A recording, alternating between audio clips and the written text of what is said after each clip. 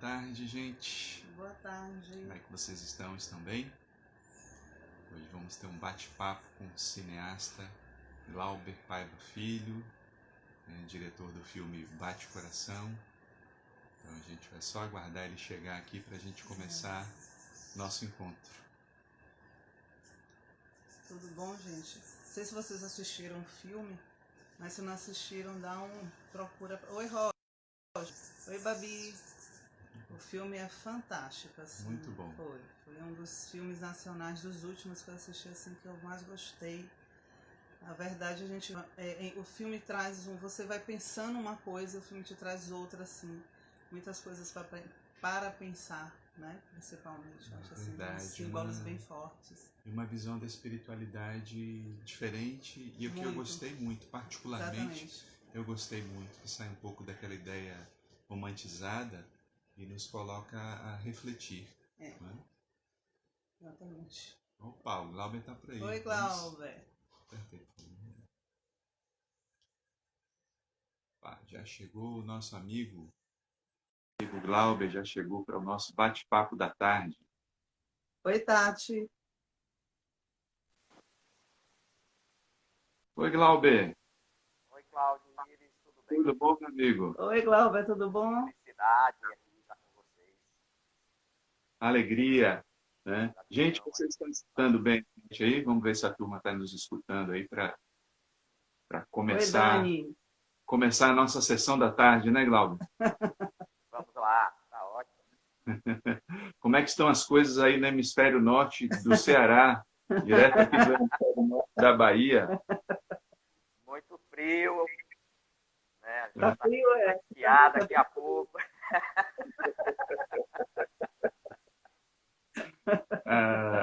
Você não acordou agasalhado hoje.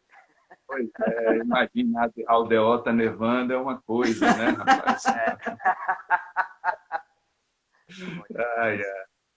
Mas, Glauber, alegria imensa, né, que você tenha aceitado o nosso convite para um bate-papo, né, para a gente falar de cinema, espiritualidade, de terapia, e principalmente para refletir, porque eu acho que esse momento agora, mais que nunca precisamos de reflexões, mais que nunca precisamos pensar a respeito da nossa vida, né? E a arte, ela sempre nos aponta um caminho.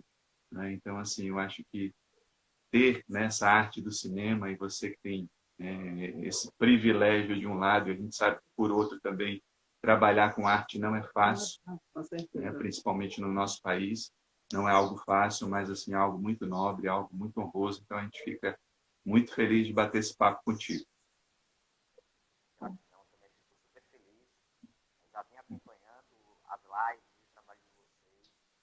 Quando apareceu o convite, foi... essa vai ser, com certeza, a melhor live que eu fui convidado. A gente vai botar aqui só um fone, a gente não está te escutando bem. Para a gente tá baixo o seu... Tá baixo, deixa eu ver se melhora aqui. Tá bem? Melhorou? Tá. Não. Botar só um fone para a gente ir em cima. Eu não sei como é que o pessoal está escutando também. Eu posso tirar aqui o meu fone? Pode ser o aberto mesmo. Melhorou? Opa, melhorou. Pronto, então é só o fone mesmo aqui, deixa eu ver. Ah, certo. Deixa eu só ajeitar aqui. Mas, Glauber, assim, quando eu vim nesse filme, bate-papo, muito tocado, tanto pela proposta, Agora, Cláudio, eu que não estou te escutando direito. Deixa eu ver aqui, peraí. No microfone, eu acho que o teu é melhor.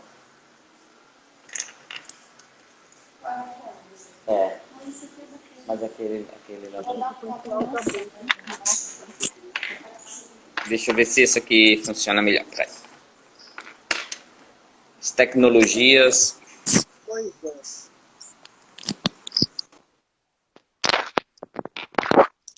gente vai ajustando. Esse está melhor? Esse está baixo? A gente vai ajustando, acho que dá para a gente conversar. Tá me ouvindo bem? Não, eu estou com fone, eu escuto. Agora fora do fone, peraí. Vejam se estão... Gente, dá uma sinalizada aí para a Flávia, gente se se o som estão está ruim. escutando. Né? O som que está ruim é o nosso ou do Glauber? Diz aí pra gente. Tá melhor esse? Tá Eu estou te bom, tá escutando bom. bem. Te escutando bem. Tá escutando a Pronto, então gente? tá ótimo. Estou escutando, tá Ótimo. ótimo. Melhorou para todo mundo. Então é Ótimo. isso, Oi. né? Quando eu e Iris fomos ao cinema, né? Assistir o filme que você dirigiu, Bate Coração, foi uma surpresa muito boa para a gente, porque assim tocar em Que temas bom. da espiritualidade, questões atuais, né? Como preconceito, né? Em diversos níveis desse preconceito, essa sociedade machista, sociedade racista, e ao mesmo tempo, e infelizmente, que se infiltra também no olhar espiritual da vida, né? Que às vezes é um olhar muito romantizado e que tira certos elementos naturais e normais da existência. Então, assim, parabéns para você pelo filme que nos trouxe, que nos fez refletir, né? E pela proposta, né? Fala um pouquinho para a gente como é que foi a composição, a ideia, o desenvolvimento da ideia desse filme. Obrigado pelo carinho, gente. É uma produção, né, mais uma produção da Estação Luz, né, tinha sido convidado, mais há 3, 4 anos, para fazer a adaptação de uma peça que era do Ronaldo Ciambroni, uma peça de teatro, que era Um Espírito Baixou em Mim, e tinha um outro texto que era O Coração Safado, né? E já se tratava de uma comédia. E a ideia, então, foi como trazer mais a espiritualidade e trabalhar essa comédia com uma criticidade, né? Fazer uma reflexão, né, sobre as questões que estão postas no filme, no Bate-Coração. E aí convidei um amigo meu, que é o Daniel Dias, né, que é roteirista, e o próprio Ronaldo Ciambroni. Então a gente passou aí quase 2 anos trabalhando nesse roteiro. Né? Havia também um trabalho paralelo, que era o roteiro do Divaldo Franco, né? do filme do Divaldo, e os 2 filmes coincidiram. Então eu tive que fazer uma opção, fiz a opção pelo Bate, que já estava andando, né? E a Estação da Luz fechou com outro diretor, com outra produtora, o filme do Divaldo, e eu fui fazer o Bate Coração, né? Pelo desafio também, né? Era um filme mais barato, vamos dizer assim, mas havia um desafio de tratar alguns temas que para mim são muito caros, né? Que são questões da sexualidade, principalmente quando se tem a figura da personagem, né? Que é a travesti, né?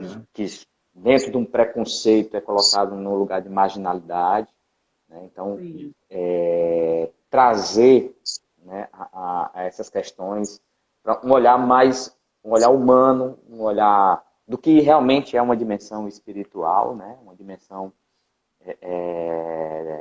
da integridade, do respeito do ser humano, e trazer isso como comédia, né? A Estação da Luz, os filmes sempre, né, transitam ali na doutrina espírita, e aí isso para mim também era um outro desafio, porque nem era um filme biográfico e não era um filme de uma adaptação de uma obra essencialmente espírita, né? E eu queria ver como é que isso também poderia ter como resultado, né? Então, assim, nesse desafio, adorei fazer o filme, me diverti muito com o filme, também me emocionei muito com o filme, né? Assim, a gente teve... Claro, comédia, mas eu chorei, tá, no filme? Pois é. A gente fica trabalhando nessa escala de emoções, assim. Tem momentos também que, mesmo sabendo do roteiro e dirigindo, a gente se emociona também, Iris.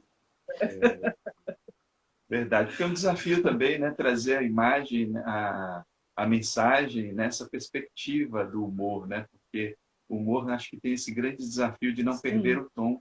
E vocês mantiveram num tom muito bom, muito, né, muito pertinente, porque trouxe o bom humor, mas ao mesmo tempo a mensagem permeava ali o tempo todo o que vocês queriam falar. Sim, uma reflexão.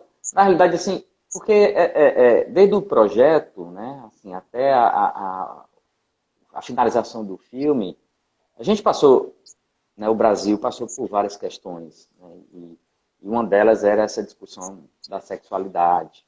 né? Sim. E se colocou isso de uma forma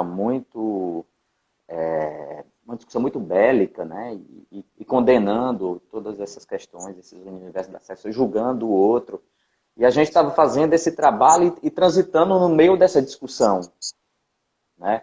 Como é que seria? Ao mesmo tempo, a gente, como o trabalho de roteirista, é você chegar nos lugares de fala, né?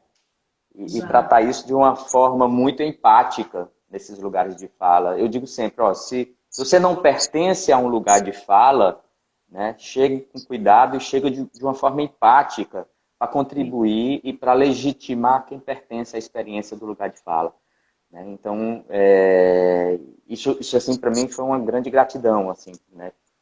Trabalhar com muita gente que entendia, que compartilhava as ideias.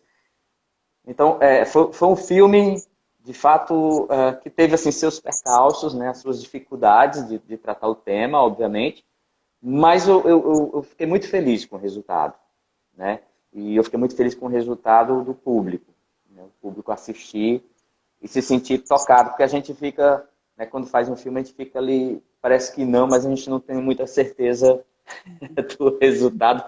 E as primeiras exibições a gente não olha para a tela, a gente olha, fica olhando para o público assim escondido para ver o resultado. Até porque, assim, é como você falou, então coincidiu, não sei se a intenção também era essa, com um período realmente de todas esse turbilhão que o país vem passando, né? Então, Uhum. vem da sexualidade, que é o que permeia ali, e que é muito bonita, a sensibilidade do filme, foi o que mais tocou. Por isso que eu não sou uma pessoa fácil de chorar, tá? Deixar isso bem claro.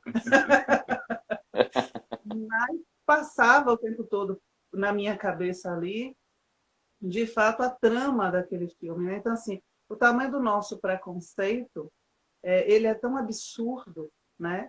E em termos, trazendo mesmo a questão da espiritualidade, como espírita, falo isso assim com todo, né, sem nenhum constrangimento, o quanto não se pensa nessa dimensão que vai além do que a gente consegue enxergar ali, estereotipado em uma pessoa, né? E o lugar de salvar a vida, da história daquela pessoa que salvou a vida, que doou o coração. Então, assim, e essa dimensão para mim foi fantástica. Assim, eu fiquei pensando no além de tudo aquilo, né? Do papel do doador, do lugar do significado da vida daquele que recebe, que ele vai mudar todo o processo de significação da vida, de objetivo existencial a partir da experiência. Foi assim realmente delicado e extremamente profundo a história É, também. assim, né, tinha um outro desafio que era aproveitar outros temas, né, que estão E, dentro desse universo de preconceito e de estruturação do preconceito, né, que a gente vive. Então, tem a questão do racismo que está posta lá, né? A gente Sim. procurou aqui, de fato, uma atriz negra para fazer o papel de uma médica, né, representando esse papel de ocupação do espaço social, de ascensão, que é uma questão histórica, né? A, a comédia ela sempre tem um lugar de uma sátira, de uma ironia, e a gente representou isso no machismo, né? Na estrutura normativa, né? Desse homem machista que está ali representado. A gente ri muito dele né? Pelo ridículo que é, né? E as piadas que estão ligadas no núcleo, né? Das travestis. Na verdade, elas é uma comicidade delas para elas, né? Então a gente tratou isso enquanto estrutura com muito cuidado. Porque assim, Cláudio e Iris, assim, a gente vinha acompanhando como as pessoas estavam se movendo muito mais pelo ego, né? Fazendo das suas crenças uma referência e colocando isso de uma forma muito coletiva. Na verdade, a gente sabe, isso é uma forma de deslumbre, é o ego que fala, né? E se justifica por uma coisa, muitas vezes, da espiritualidade, que não é. A espiritualidade não julga, ela não condena. Nós não podemos defender, né, discursos de defesa de determinadas causas se por acaso, dentro dessa causa, está em punir o outro. Eu acho isso uma das maiores contradições que existe dentro dos discursos, né? Quando eu falo em todos os universos que envolvem as religiosidades, as religiões, né? Assim, se é uma evolução espiritual, né? Esse caminho é único, esse caminho é seu, esse caminho é um caminho solitário, não é de solidão, mas é um caminho solitário. Então, isso de uma certa forma me angustiava, né? Essa discussão a gente teve junto com essa relação com os produtores, né?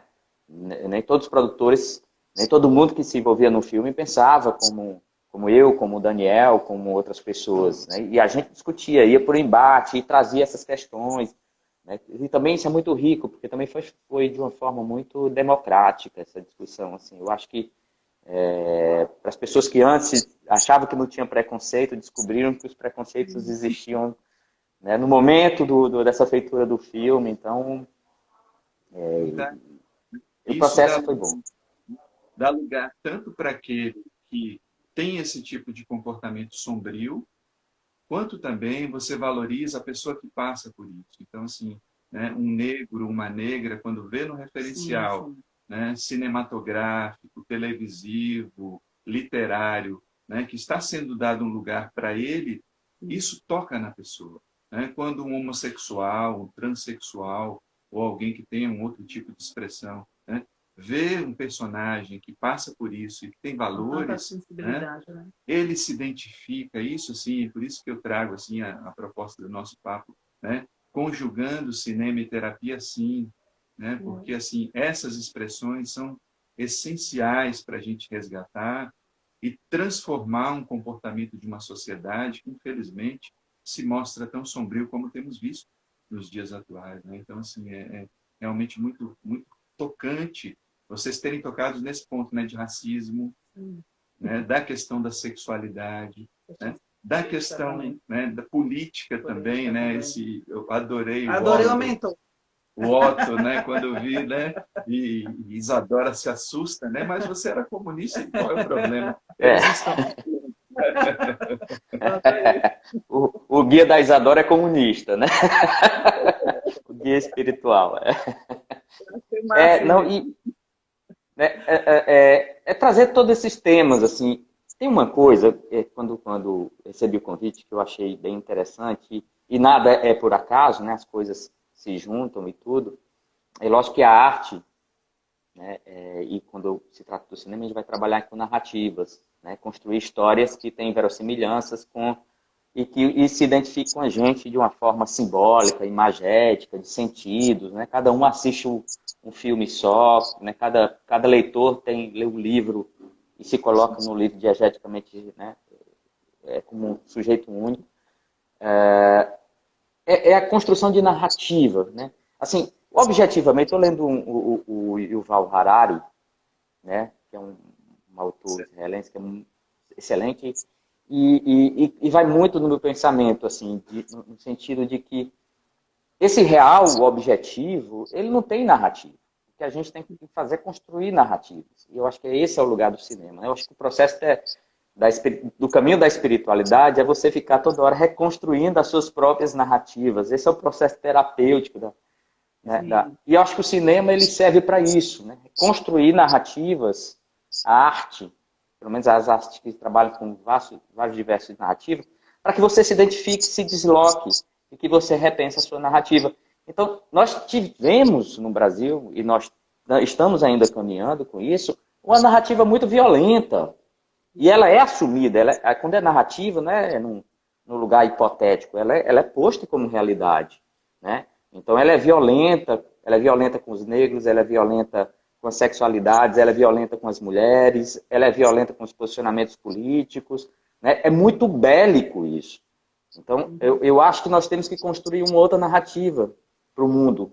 Né? Porque, objetivamente, nós já estamos colhendo os frutos de uma narrativa equivocada, de uma narrativa bélica. Então, eu acho que esse eu tenho refletido sobre isso, né? Esse lugar da transição é muito mais isso, também reconstruir essas narrativas. E eu acho que o cinema tem esse papel.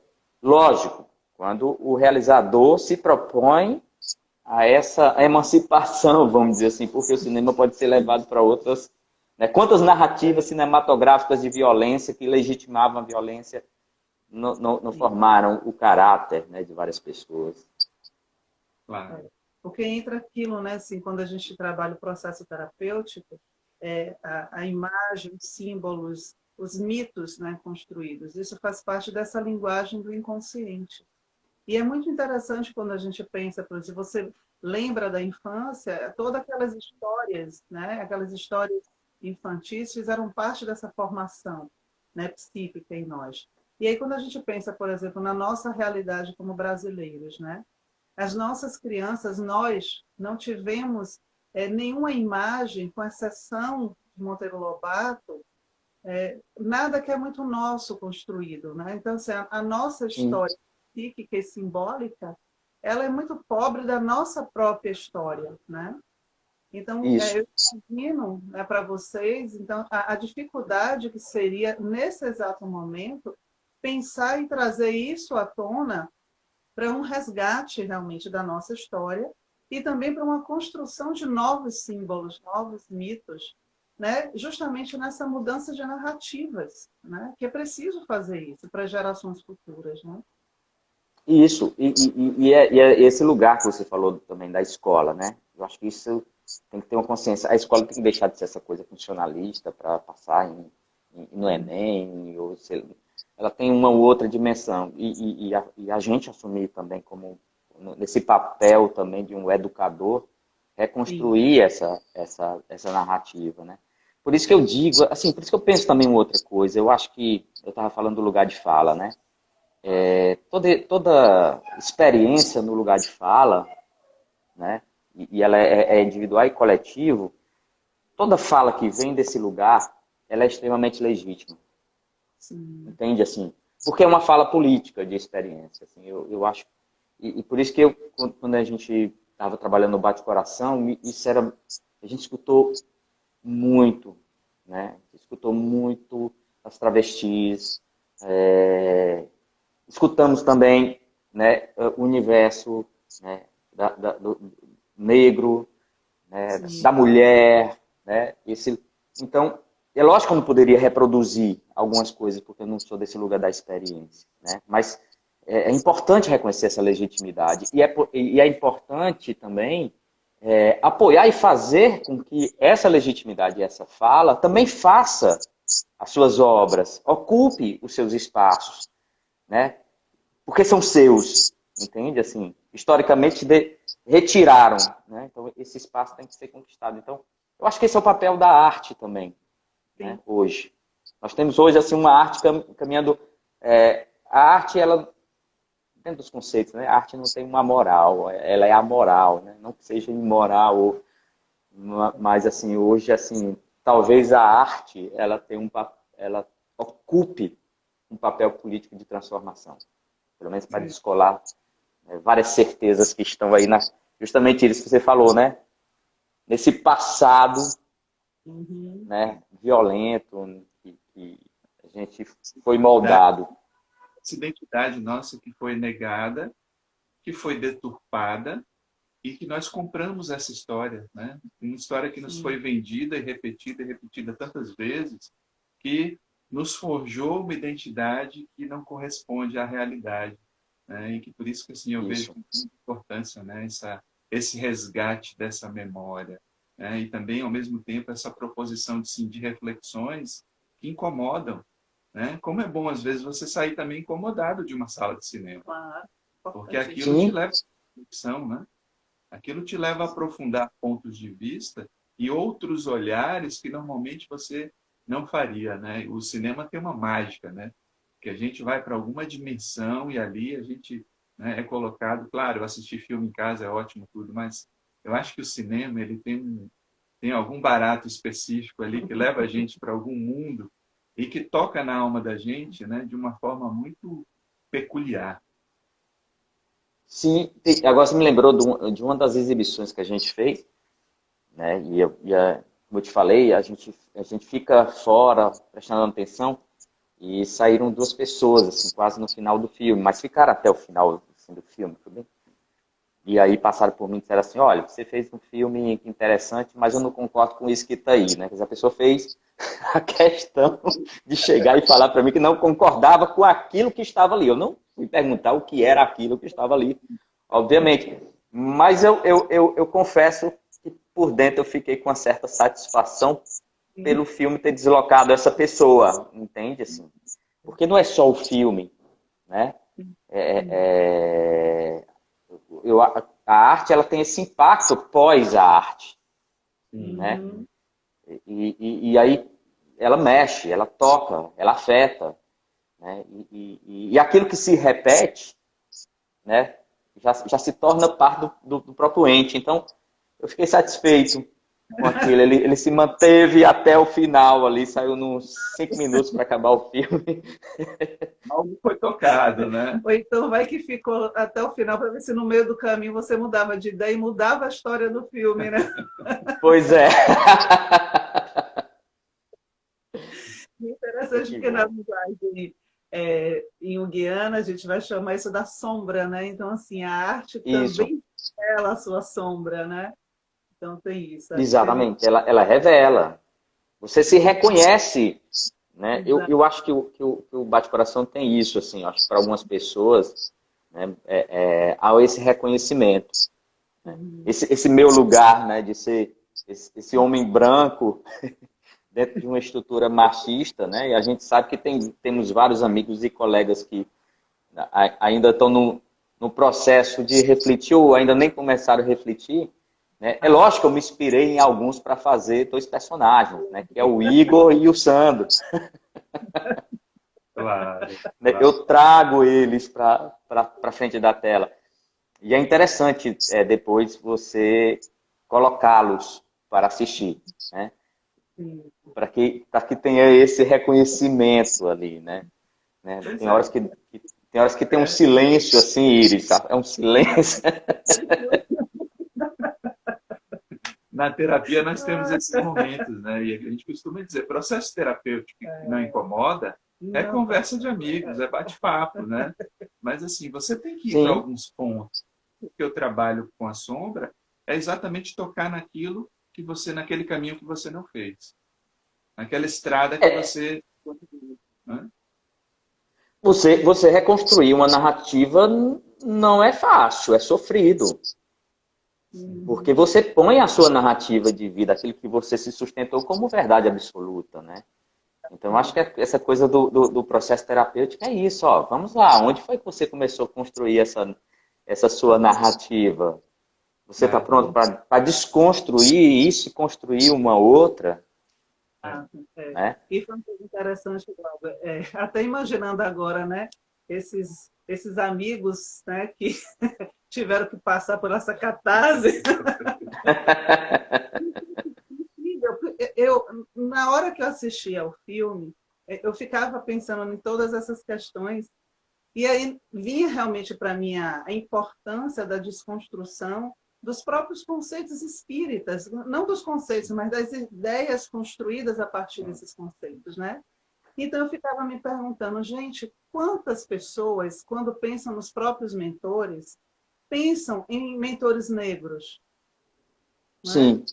Né? Quantas pessoas, quando pensam nos seus mentores, pensam naquela senhorinha que lavava roupa ali na esquina? Pensam em um comunista como mentor.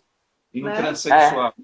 Exato. Um transexual, exatamente. Exato, né? Quantas pessoas colocaram os trans em um lugar de importância no mundo espiritual? Então, assim, isso para mim foi a melhor parte. Isso que ficava, as palavras não ditas do filme, né? Aquilo que fica ali por trás, que é bem do processo terapêutico, né? Aquilo que o outro não diz é o que mais fala sobre. Então, eu ficava imaginando isso, né? E tem uma coisa assim, você me levou a uma outra reflexão. Estava assistindo um dia desse aqui. Aliás, quem me levou à leitura desse israelense foi o Gilberto Gil no Live, né? Ele disse uma coisa, assim, eu já tinha visto, mas nunca tive assim, a intenção de pegar e ir atrás para ler. E aí ele deu um depoimento, né, nessa live que eu vi, que ele disse assim, olha, algumas pessoas me criticaram porque, a partir da ideia do Yuval Harari, né? E eu concordo com ele que Deus é uma ficção, Deus é uma invenção. Aí as pessoas acharam que ficção e invenção não estaria no lugar de mentira, né? Não é isso, né? De uma certa forma, as pessoas idealizam isso, elas fazem uma imagem daquilo que lhe é semelhante, daquilo que a sua narrativa pode construir, né? E aí é nesse sentido, também isso vai para os mentores, né? Essa imagem de quem são os meus mentores, assim, porque a imagem do mentor, do meu mentor, a imagem do Deus, ela pode ser uma imagem do meu ego. Isso.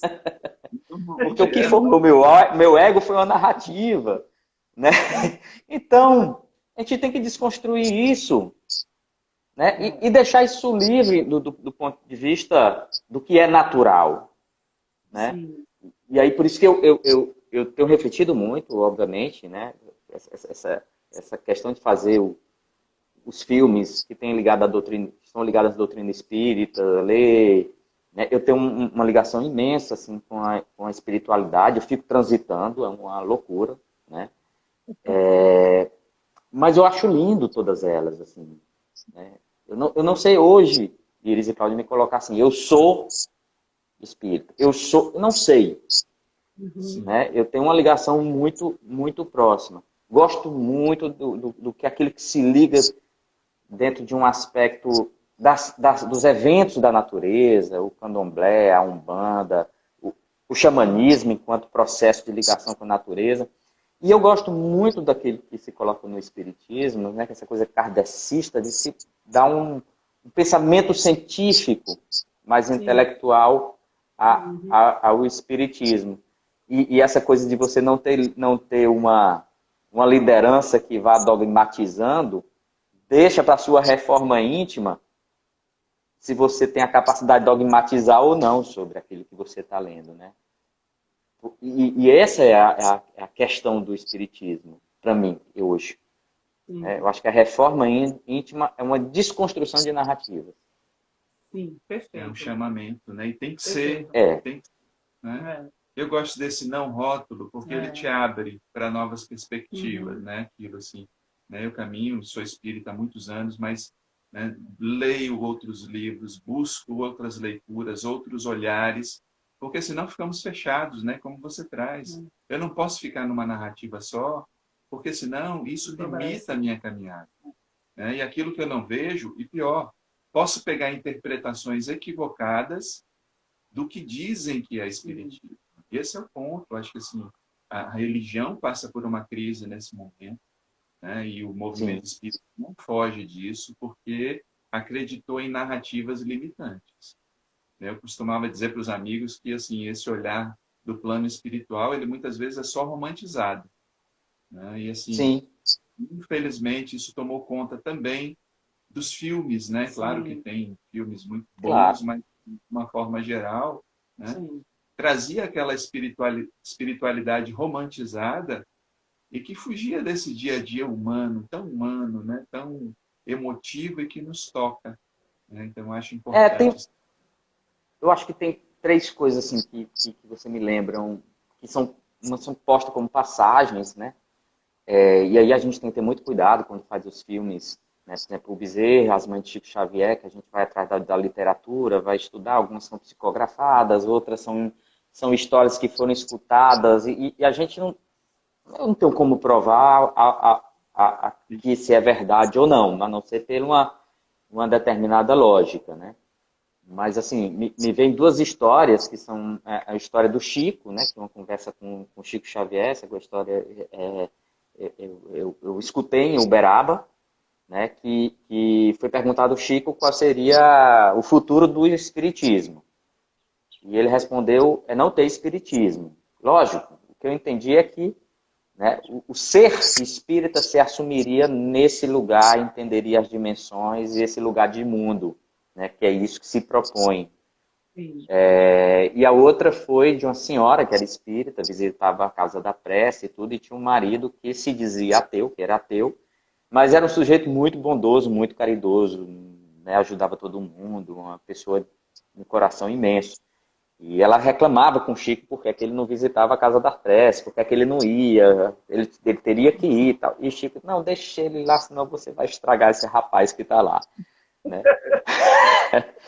Então, eu acho que é isso, assim, quando eu digo assim, eu não sei, né? Esse não sei é muito mais uma caminhada, essa caminhada solitária que eu, né, de toda hora estar reconstruindo uma narrativa, mas eu tenho um elo muito grande, assim, né? Eu sinto, eu não sou médium, né, para psicografar, para ter aqui ver a entidade, não sou, mas eu sinto essa ligação, né, eu sinto isso, e eu sinto essa questão da trajetória individual, né?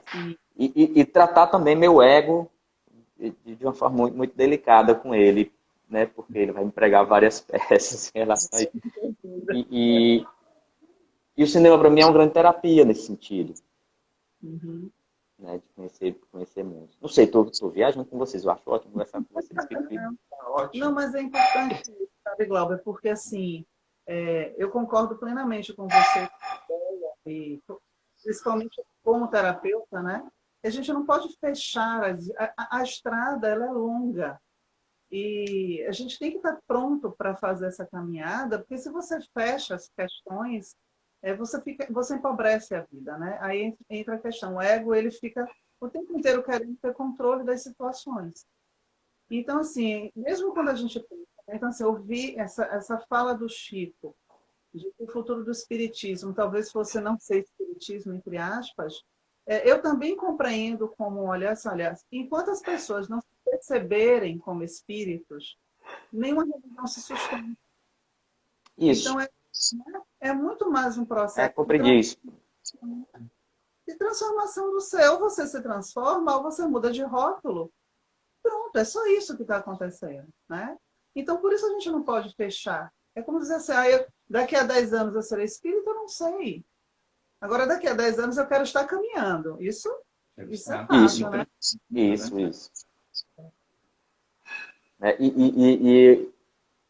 E é isso, eu fico pensando nessa, né, de como o cinema pode tratar hoje essas questões. Entendeu? Assim, que novas narrativas podem ser feitas no cinema para essa compreensão, né? A gente vive um momento que é muito bonito, de uma certa forma, se a gente pensar nessa questão da existência na dimensão espírita, né? A gente está no meio de um processo de transformação. Sim. Isso é muito importante. Né? E olhando o cenário atual, Glauber, assim, de tudo que a gente tem vivido, dessa crise, né? Não só local, mas da humanidade como um todo, né? Que narrativas estão passando aí pela sua cabeça aí para prospectar ou pelo menos alimentar aí a gente no futuro? Olha, existe uma parceria ainda com a estação, né? Tem um projeto aí, vem do livro do André Luiz, né? Mas vamos ver, porque temos uma situação política hoje, né, para o cinema nacional que não se vislumbra nenhuma produção, infelizmente, né? Ainda com a história do Covid, que é também um outro problema, né? Porque existem vários protocolos para voltar a filmar, mas como filmar com segurança, né? Então, isso é um problema também.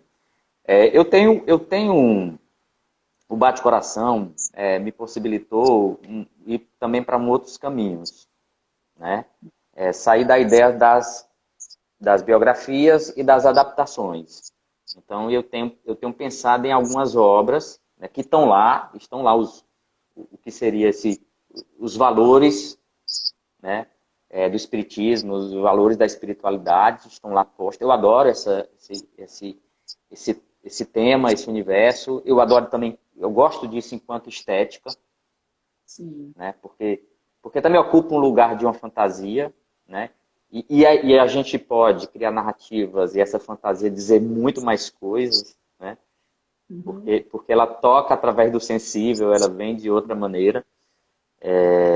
Então, estou com um meu projeto, que é o Labirinto Branco, né?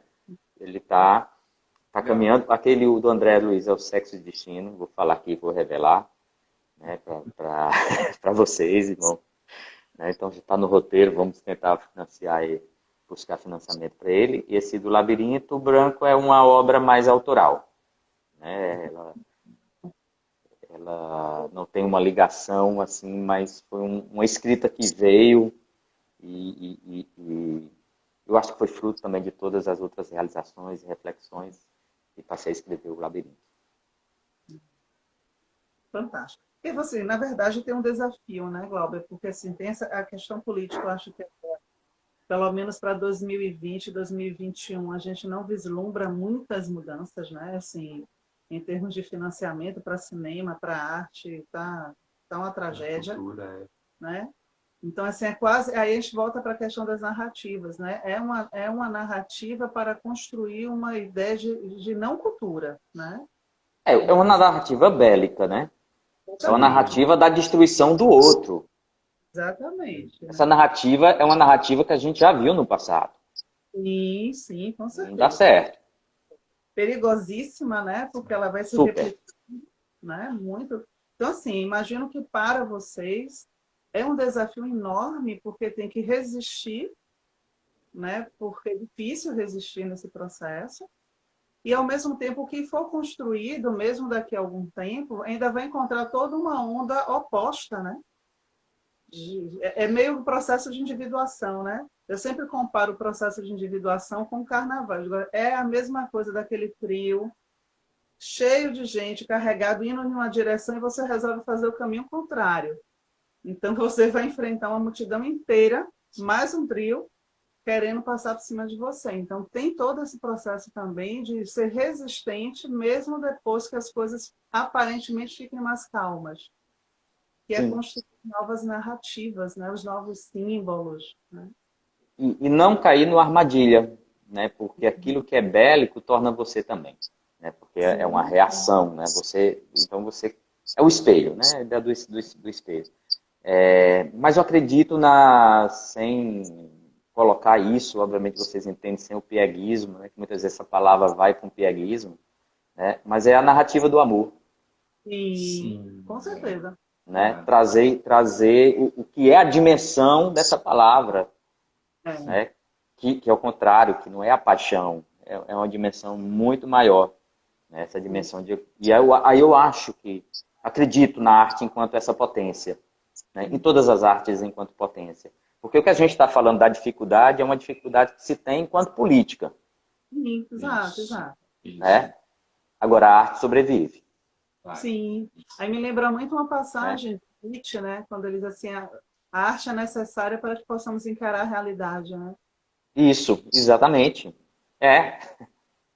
A arte vem desse lugar, né? Com certeza. E ela potencializa o lado criativo, porque eu acho que assim, também a gente tem que aproveitar até esse momento de dificuldade, né, para acionar o espírito criativo. Por exemplo, nós aqui fomos acionados a essa criatividade, né? Ok, as portas estão fechadas, então vamos acionar aqui do nosso celular, a gente vai fazer alguma coisa, vai se encontrar, né? Não pode ser talvez com a melhor qualidade possível, mas vai ser de coração, como você trouxe. Né? Né? É o amor que transforma. Quando a gente coloca o coração, e me lembro muito daquele menino que recentemente cantou lá nos Estados Unidos, né? De uma forma tão bela, um menino de 12 anos, e chamou a atenção do mundo inteiro. Por quê? Porque ele estava falando algo da alma dele, do sofrimento dele, da necessidade de transformação, de algo que já passou do tempo. E assim, alguém pegou o celular, gravou ele e ganhou o mundo. Então a gente tem que ganhar o mundo com as nossas armas, né? Mesmo que boicotados, mesmo que censurados ou tentados, né? Nas tentativas de censura, mas fazer o que está a nosso alcance, né? Colocar a arte como ponto desse processo de transformação, né? Dos nossos próximos períodos, próximos ciclos aí. Isso, e usar os instrumentos que estão com a gente, né? Porque até isso, assim, né? o uso da tecnologia está sendo ressignificado, né? Uma coisa que eu acho... A gente está vivendo esse momento de lives. né? Fomos condicionados a isso. Antes disso não era outra coisa, né? Então, nós estamos usando agora o celular para buscar informação, para buscar conhecimento, para trocar de uma ou outra maneira, né? E essa potência, né, que é trazer o amor e se colocar nesse contexto é ótimo, né? A gente está vendo assim, várias peças agora, né, de teatro sendo exibidas, as músicas, né, os filmes estão sendo liberados, né? Eu acho isso sensacional, assim, tá, nesse sentido que está acontecendo. É pra gente ver a arte cumprindo o papel dela, né? A arte não pode ser elitizada, ela não pode ser separada de todos, né? A arte ela precisa chegar a todos de fato. E ela agora cumpre o papel dela, porque assim, como a gente entrou em uma outra dimensão de relação, então assim, agora ficou o acesso é melhor. E eu tenho pensado também nisso, sabe, Glauber, assim, o quanto depois desse período agora, para algumas pessoas elas vão sair com conteúdos novos, né? Porque Sim. isso chegou a elas, né? Chegou, elas estão tendo acesso a ouvir palestras que elas não escutavam, né? A conhecer pessoas que elas nem sabiam que existiam, porque não dava acesso para elas encontrar com essas pessoas. Então, assim, o poder transformador desse processo agora é imenso, realmente é. Porque assim, a gente está vivendo um período de luto, né? É um luto de muita coisa. Então, assim, quantas pessoas de fato estão aproveitando esse luto com a arte, né? Para sair transformado e tudo. Porque assim, algumas pessoas vão sair como entraram. A gente sabe disso, É. né? A gente, na primeira flexibilização, a gente viu a quantidade de pessoas indo para o shopping center, né? Ao modo antigo, né? O padrão antigo. Ao modo antigo, desesperado, tentando sobreviver num lugar que talvez não passa mais a existir. Mas outras pessoas não, né? Então, vão sair num outra referência simbólica, né? Tentando construir uma outra narrativa, seja isso por uma condição imposta ou por uma atitude mesmo de refletir nesse novo lugar, né? Eu acho muito assim, esse nosso diálogo, né, interdisciplinar, até porque nos enriquecemos e proporcionamos reflexão para as pessoas, né? Como a gente se enriquece dessa troca, né? Eu tenho visto, né, bate-papos assim muito profundos e ricos, né, que levam a gente a visitar certos lugares, né, que a gente normalmente não parava para pensar, né? E isso acho que tem sido a riqueza desses tempos, é aquilo, né? Quem quiser se transformar agora tem um material excelente nas mãos, né? Claro que vão ter pessoas que vão resistir, né? Claro que estão aqueles que querem um apelo da massificação. Infelizmente temos visto esse cenário, né, dos shoppings retornando e as pessoas como loucas, né, querendo assustadoramente voltar para aquele cenário que era o habitual, né, que era o padrão, né? Esses são os que resistem à transformação, infelizmente. Bom. E esse momento, assim, tem isso, mas tem um outro momento, né? Que movimento bonito é isso a gente está vendo agora, né? Do feminismo, das mulheres, o movimento, né, da sexualidade, o movimento negro agora combatendo o racismo, é uma nova onda. Quer dizer, tudo isso, a gente somar, isso são proposições para um novo tempo. Sim. Né? E essa força, ela fica enquanto potência, ela vai, lógico. A gente não pode achar que vai se resolver tudo, não é assim. Essa questão, ela, como é de uma estrutura e é secular, isso caminha nesse processo de transformação. Mas aí a gente vê a possibilidade mesmo de construção de novos símbolos, né? Então, assim, de reflexões que antes a gente só ia se acostumando com aquilo. Então, eu via e deixava passar. É como você pensar assim, se você pega um filme de 20 anos atrás, muitas questões eram faladas e passavam ali, porque não se tinham reflexões profundas sobre determinados assuntos, né?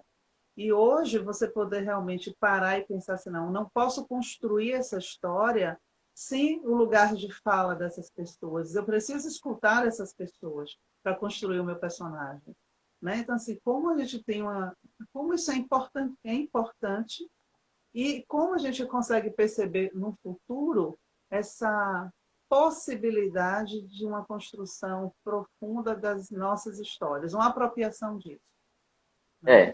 E fazer, né?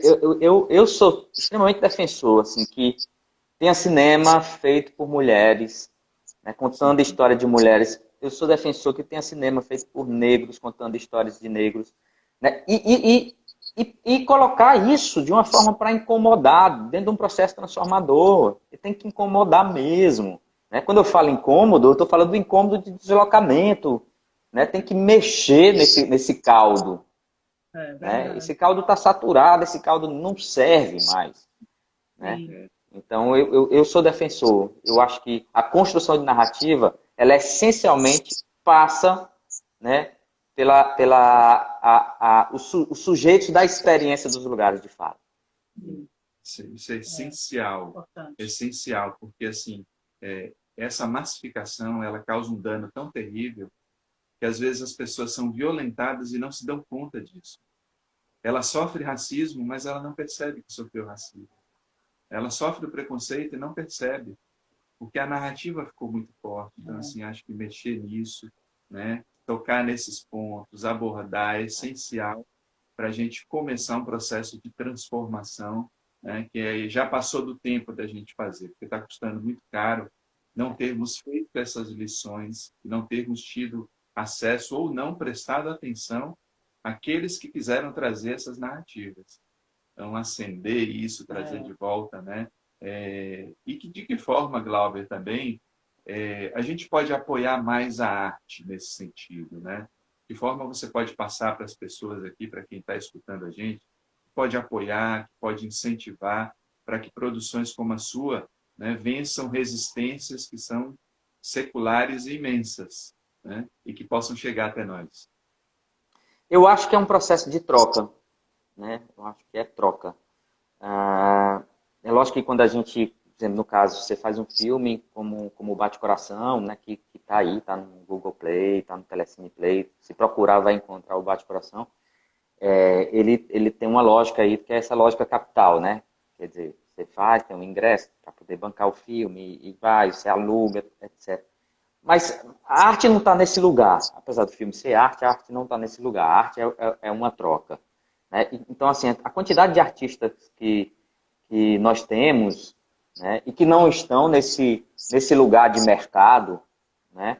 Eu não quero desconsiderar os filmes que estão nesse lugar de mercado, porque, né, quem ter a possibilidade de ter o acesso, ver, assistir, indicar, né, principalmente se é um filme que tem uma proposta transformadora e tudo, eu acho que isso é essencial.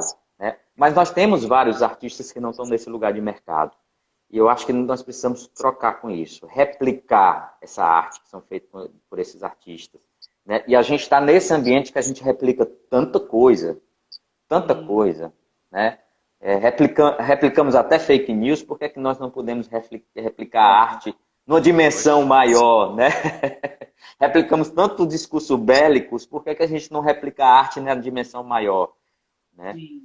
É isso, assim, eu acho que a forma de ajudar seria essa. E ser sempre esse sujeito político, né? Se colocar, não achar que a gente não tem absolutamente nada a ver do que está acontecendo, porque não foi responsabilidade minha. Isso é uma ideia ideológica do consumo, né? O mínimo esforço, satisfazendo, e o reconhecimento ter um certo mérito, né, de lugar de bondade, de pessoa de bem que não existe. Não existe esse lugar. Né? Essa é uma construção de narrativa. Né? Então, a saber que cada um de nós tem uma responsabilidade política. Né? E essa responsabilidade ela é coletiva, então nós temos que transformar essa narrativa. Que está posta. Isso aí. Maravilhoso, com certeza. Eu estou aqui vendo o pessoal botando coraçãozinho, querido Glauber, está aqui. Você tá Oi, vendo? a Sinara. Dânia, que é minha esposa, está aí também. Sinarinha. A Paty. Legal. E seu nome é predestinado, né? O nome Glauber verdade. já chama já para o cinema, né? Foi coincidência. Pois é, tem até uma história sobre isso, né? Não tem nada... Gente, não tem nada a ver com Glauber Rocha. Né? Logicamente, papai é Glauber Paiva, não sei. apesar da minha origem materna também ser baiana, né? Ah, Bom, bem que eu imagino que eu senti que tinha uma baianidade. Eu tenho um coração bem grande na Bahia. Mas eu tenho uma história que é interessante. Assim, quando eu estava fazendo o Bezerra de Menezes, né? Às vezes eu desligo das coisas, assim, eu não consigo me tocar do que se trata, né? Então, assim, eu estava fazendo uma entrevistas lá em Jaguaretama, né, que é o lugar onde Bezerra nasceu aqui e tal. E era o aniversário do Bezerra de Menezes, então tinha caravanas, e eu com a câmera ainda fazendo Bezerra, pegando depoimentos, que tem um documentário, né? E chegou um senhor, mais ou menos da idade do meu pai, eu já estava assim uns 15 dias fora de casa, viajando, e esse senhor veio abrir os braços, assim, Glauber filho, me deu um abraço, rapaz, eu quero lhe dar um abraço. Aí dei um abraço, olhei para ele, tinha mais ou menos a idade do meu pai, eu não reconhecia, ele disse, não, deve ser um amigo do meu pai, né? Aí ele, seu pai deve estar muito feliz com você. Eu digo, não, ele está feliz. Se você fazendo uma obra como essa, não, ele está feliz, eu sei, eu tenho falado com ele. Você fala com ele? Eu digo, falo com meu pai. Mas como assim você fala com ele? Aí eu comecei a pensar que assim, meu pai estava com raiva de mim, de alguma coisa. Mas como assim eu falo? Eu falo com meu pai. É normal falar com meu pai. Aí ele, como você fala com seu pai? Eu digo, rapaz, você está sabendo de alguma coisa que eu não sei? Eu perguntei para ele, né? Ele, não, eu estou impressionado com sua mediunidade. Não, eu falo com meu pai por telefone. Eu não sou filho do Glauber Rocha. E assim tem várias outras coisas, outras histórias nesse sentido. Imagina, ele achou que a mediunidade dele, ele liga e o espírito Ligava a fala. mediunidade com cartão. olha, É depois muito bom, muito bom. o Instagram parece que está correndo o tempo aqui, feito um louco. Já? Já vai fechar a nossa hora. Tá joia. Foi um prazer falar Prazerzão, contigo, querido. amigo. Foi Prazer ótimo. também, Iris, Cláudio. Vamos nos encontrar, né, presencialmente. Tá? Né? Mesmo Vamos. assim, agradeço a você até as dicas que deu, né, para o nosso documentário sobre a depressão, que a gente está filmando aí, né? E vou passar para o seu crivo, sim, para dar uns toques para a gente aí, Claro.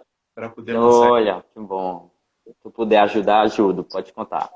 Ah, que É porque bom. eu estou sofrendo horrores, porque eu acho que tudo que gravou é maravilhoso, eu não quero fazer corte nenhum. É isso mesmo, viu? Sofrimento, né? Aí eu digo, vai ser o primeiro documentário com 60 horas. É. Tem uma frase que eu acho ótima de um montador, é assim: tire absolutamente tudo aquilo que seja de excesso. Ou seja, se o seu barco continuar navegando, tire tudo aquilo que é do seu barco. Se o seu barco continuar navegando, é o que você precisa ter. Mas faz uma série, Iris, faz uma série. A gente vai fazer, vai ter que Vamos fazer. fazer. Porque eu sofro muito. Joga. A gente vai ter Meu querido, muito bom falar com você, mas vamos sim, assim que puder sair, viajar, Tá bom. né, liberarem a gente, nós vamos A sim. gente vai esquiar junto aí na aldeota, viu? Vai Vamos, esquiar o na... frio aqui hoje deu uma nevasca. Como é que tá aí na Bahia? Caiu neve ou tá tudo tranquilo? Aqui está ameaçando também, eu acredito que deve nevar de hoje para amanhã. E dá pra patinar na Baeté, na lagoa, tá congelada? Agora no Tororó também. Fazer aquela camada de gelo, fica um espetáculo. Ó, Muito, muito beijo, obrigada. Beijo grande, foi ótimo. da saúde, Prazer tá bom? conhecê-lo. Maravilha. Até a Prazer próxima. também, gente. Um Tchau, abraço. Tchau, querido. tchau.